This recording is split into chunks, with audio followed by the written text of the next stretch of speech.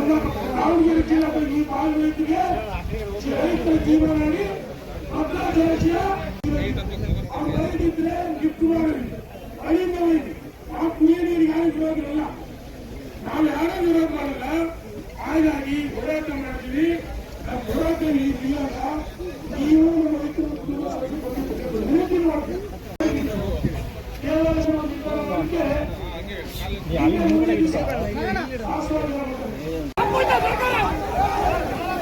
ರೈತರಿಗೆ ಮಾಹಿತಿ ಪಡೆದು ಅವರವರ ಕೈಯಾಟ ಮಾಡ್ಕೊಂಡು ಕೆಲಸ ಮಾಡ್ತಿದ್ದಾರೆ.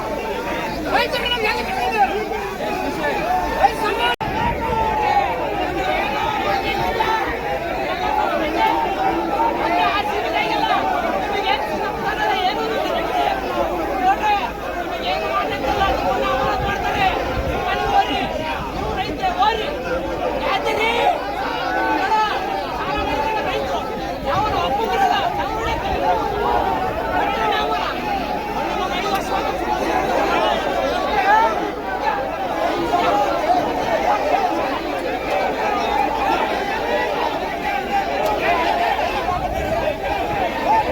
ನಿಮಗೆ ಅಲ್ಲಿ ಸೌರ ವಿದ್ಯುತ್ ಘಟಕ ಅಳವಡಿಸ್ಕೊಂಡ್ರಿ, ಬೇರೆ ಯೋಜನೆ ಕುತ್ಕೊಂಡು ತಯಾರು ಮಾಡ್ರಿ. ತಮ್ಮ ಸುದ್ದಿ ಮಾತ್ರ ಬರಬೇಡ್ರಿ. ದಯವಿಟ್ಟು ಅರ್ಥ ಮಾಡ್ಕೊಳ್ಳಿ. ನಮ್ಮ ಚಾನಲ್ ಇದು ರೈತ ಬಾಂಧವರೇ, ನನ್ ಜಾಸ್ತಿ ಮಾತಾಡ್ಬೇಕು ಅಂತ ಮಾತಾಡ್ತಲ್ಲ. ಖಚಿತವಾಗ್ಲೂ ಇದು ನಮ್ಮ ಮರಣ ಶಾಸನ.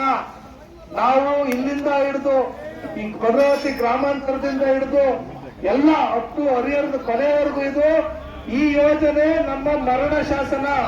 ಯಾವ ಅಧಿಕಾರಿ ಯಾರೋ ಒಬ್ರು ಯಾರ್ದೋ ಬೇಡಿಕೆ ಯಾರ್ದೋ ಒಲೈಸಕ್ಕೋಸ್ಕರ ತನಿಖೆಗೆ ನೀರು ಕೊಡ್ರಪ್ಪ ಬೇಡ ಅನ್ನಲ್ಲ.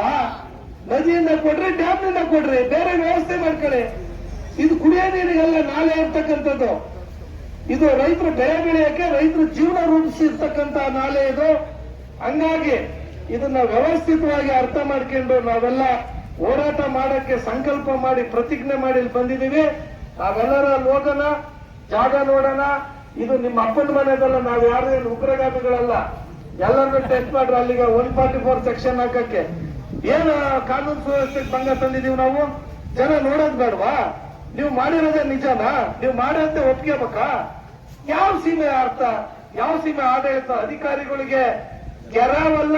ಒಂದು ನಾವೆಲ್ಲ ನೋಡ್ರಿ ಬಹಳ ಜನಸ್ನೇಹಿ, ನಾವು ಆಡಳಿತ ಮಾಡಿದೀವಿ.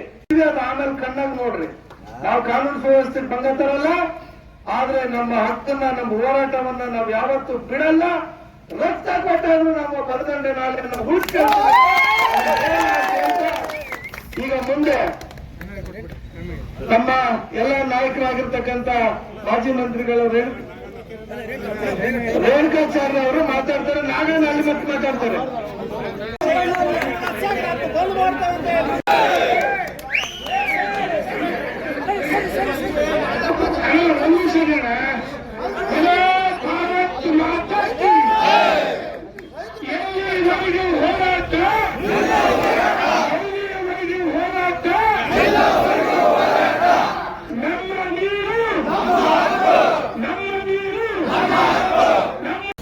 ಭಾರತೀಯ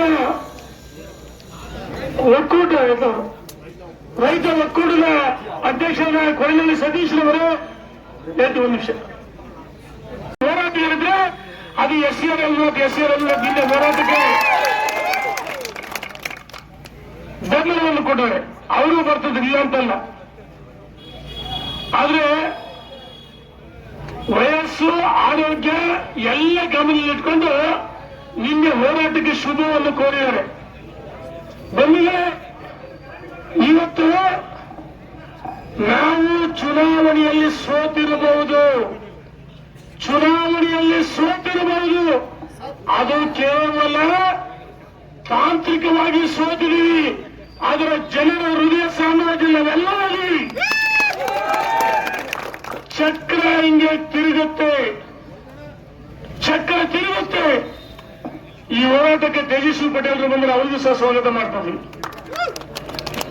ಬಂದಿದ್ರೆ ಪತ್ರ ನಮ್ಮ ಜೀವನಾಡಿ ರೈತ ಅಚ್ಚುಕಟ್ಟು 1,05,000 ಹೆಕ್ಟೇರ್ ಸೇರುತ್ತೆ. 65,000 ದಾವಣಗೆರೆ, ಇನ್ನಿಂದ ಶಿವಮೊಗ್ಗ, ತರೀಕೆರೆ, ಚಿಕ್ಕಮಗಳೂರು ಈ ಭಾಗದಲ್ಲಿ, ಭದ್ರಾವತಿ ಈ ಭಾಗದಲ್ಲಿ ಇದೆ. ನಮ್ಮ ತರೀಕೆರೆ ರೈತ ಸಂಘ ವಿಷಯ ಮಾತಾಡಿರಲಿ ಇಲ್ಲಿ ಒಂದು ನಿಮಿಷ. ನಮ್ಮ ತಾಯಿಯ ಹೃದಯ ಒಂದು ಸೀರೆ ಇದೆ. ಆ ಒಂದು ಭದ್ರಾ ಬಲದಂಡ ನಾಲಿಯನ್ನು ಸೀಳಿ ನೀರು ಹೋಯ್ತಾ ಇದ್ದಾರೆ. ಚಿಕ್ಕಮಗಳೂರು, ಕಡೂರು, ಅಜ್ಜಂಪುರ, ತರೀಕೆರೆ ಮತ್ತು ಹೊಸದುರ್ಗ. ನಾವು ಕುಡಿಯೋ ನೀರಿಗೆ ವಿರೋಧಿಲ್ಲ, ಆದರೆ ನಮ್ಮ ನಾಲಿಗೆಯನ್ನು ಸೀಳಿದಿಲ್ಲ. ನಮ್ಮ ನಾಲಿಗೆಯನ್ನು ಸೀಳಿಗೆ ಪ್ರಕೃತಿ ದತ್ತವಾಗಿ ಬಂದಂತ ಆ ಬೆಟ್ಟ, ಆ ಕಲ್ಲುವರೆಗೂ ಅದು ಹೋಗಿ ಗೊತ್ತಾಗುತ್ತೆ.